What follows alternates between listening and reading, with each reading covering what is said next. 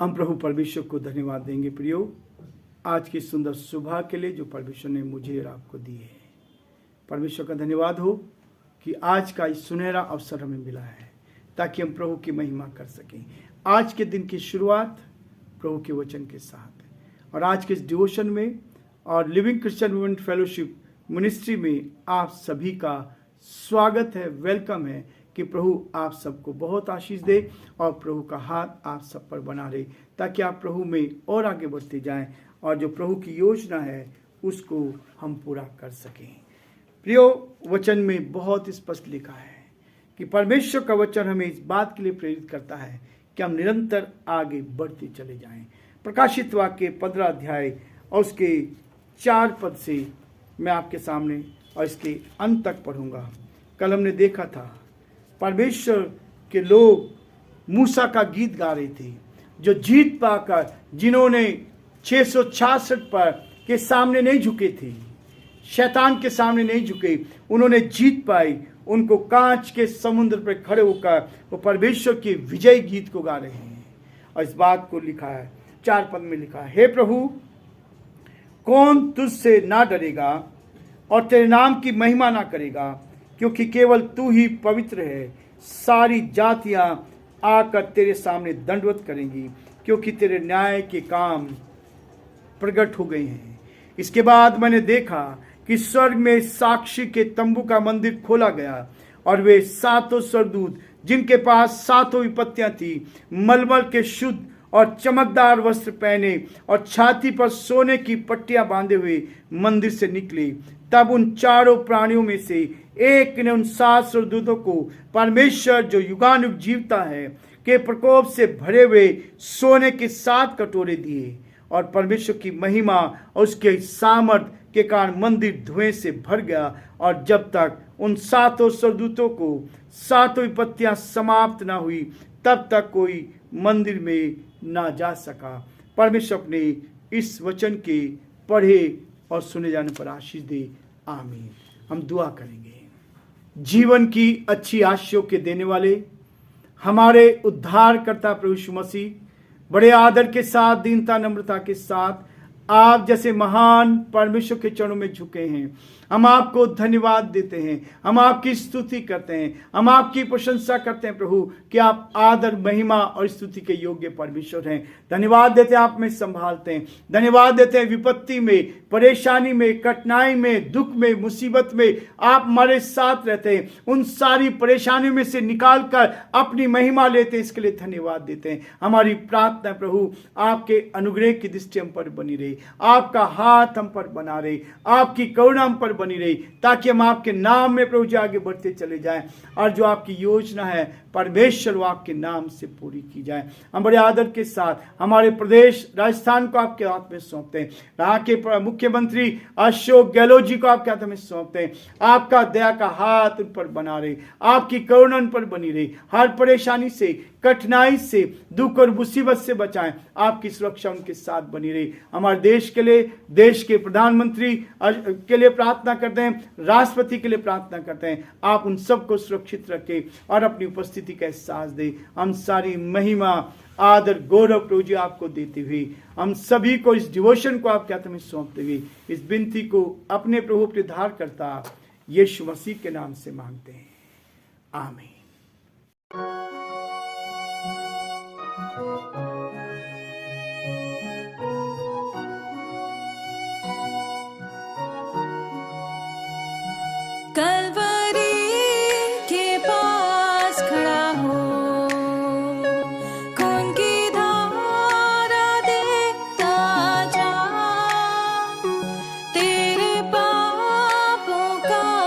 यही दान दिया है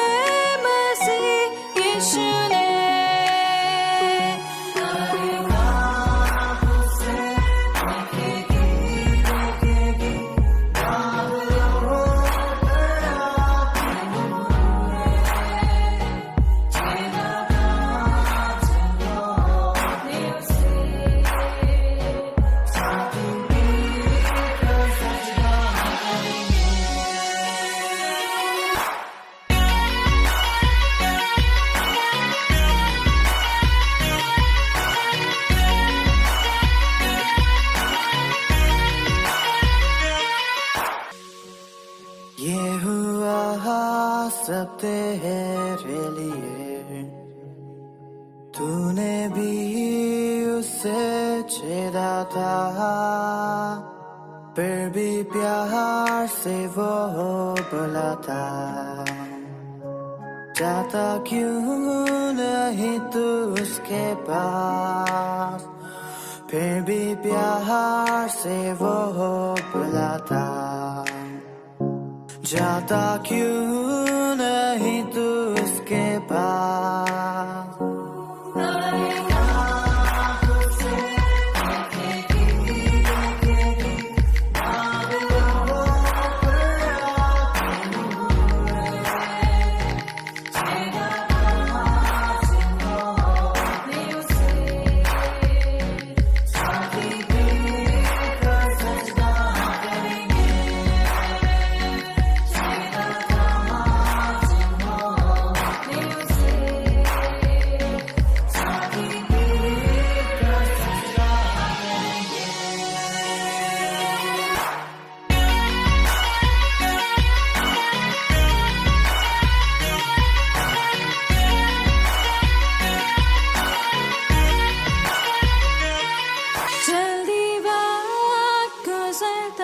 जाता है, रात अंधेरी आती है, तौबा कर दरवाजा होगा बंद।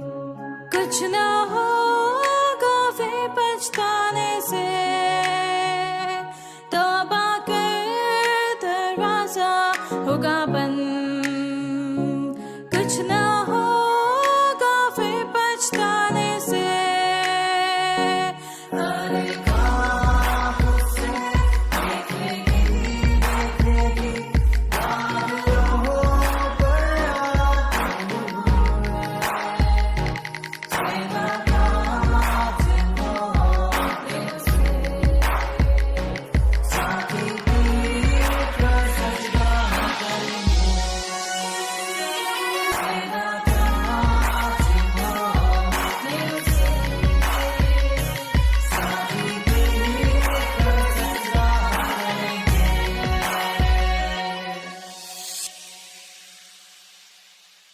प्रियो, प्रभु का वचन इस बात को स्पष्ट करता है कि हमारा परमेश्वर जो है अद्भुत युक्ति करने वाला प्राकरणिक परमेश्वर है। जब ये सरदूत जिसके हाथ में ये 7 कटोरे थे, उनको उंडेलने का अधिकार दिया गया है, यहाँ इस बात को दर्शा रहा है। इसलिए प्रभु का वचन यहाँ स्मरण दिलाता है कि ये गीत जो गा रहे हैं, ये सर्वशक्तिमान प्रभु के लिए तेरे अद्भुत कार्य महान हैं और जाति जाति के राजा तेरे मार्ग धर्म संकट और में सच्चे हैं। हे प्रभु, कौन तेरा कहना ना मानेगा, कौन तेरे नाम की महिमा ना करेगा। कितने सुंदर शब्द यहाँ व्यक्त किए गए हैं। तू ही पवित्र है, तू ही जातियों में आकर, सारी जातियां आकर तेरी उपासना करेंगी। तू ही महान है, न्याय के कार्य को प्रकट कर रहा है। बार बार इस बात पर जोर दिया गया है कि जो दंड का कार्य यहाँ हो रहा है वह भयंकर विपत्ति आ रही है।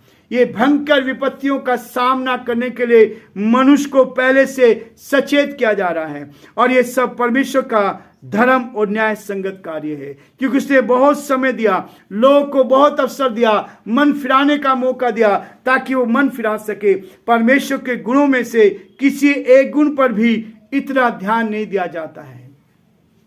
परमेश्वर इस बात को कहता है कि सब लोग परमेश्वर के बाकी गुणों से ध्यान हटाने लगते हैं। उदाहरण के लिए परमेश्वर का प्रेम, परमेश्वर प्रेमी है, इस बात पर बहुत ही ज्यादा जोर दिया जाता है। लेकिन प्रियो, परमेश्वर क्रोध भी करता है।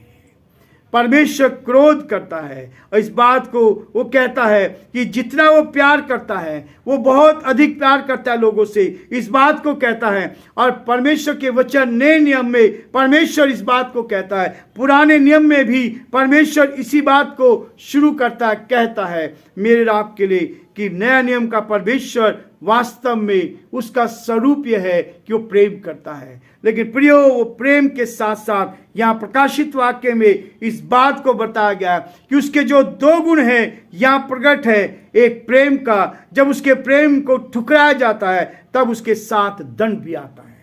जो लोग उसके प्रेम को नहीं मानते तो उसका दंड भी तैयार रहता है। और तब इसके साथ यहां पर इस बात का उल्लेख भी किया गया था, लोग इस बात को नहीं मानते हैं, लोग उसके प्रेम को भूल जाते हैं। वो प्रेमी परमेश्वर है, लेकिन इस बात को भूल जाते हैं परमेश्वर न्याय भी है। वो न्याय करता है, वो उद्धार देता है, ताकि हम परमेश्वर के उद्धार को अपने जीवन में ले सके। उसको वो दंड देगा। जो लोग उसको ठुकरा देते हैं, जो लोग उसके वचन के विरोध में चलते हैं, वो उसको दंड देने के लिए हर समय तैयार रहता है। प्रियो, परमेश्वर का वचन यहाँ 5 पद में इस बात को कहता है, स्वर्ग में साक्षी के तंबू का मंदिर खोला गया। जो मंदिर का खोला गया, यहाँ मंदिर का उल्लेख किया गया है, इसलिए यहाँ पर जो कुछ हुआ है, होने वाला है, जो हो रहा है, उस बात को कहता है परमेश्वर का मंदिर जो उपस्थिति में संबंधित किया गया है। इसको संबोधित किया गया है, इसको बताया गया है कि परमेश्वर का मंदिर। ये शब्द मंदिर जो है ये परमेश्वर की ओर से है।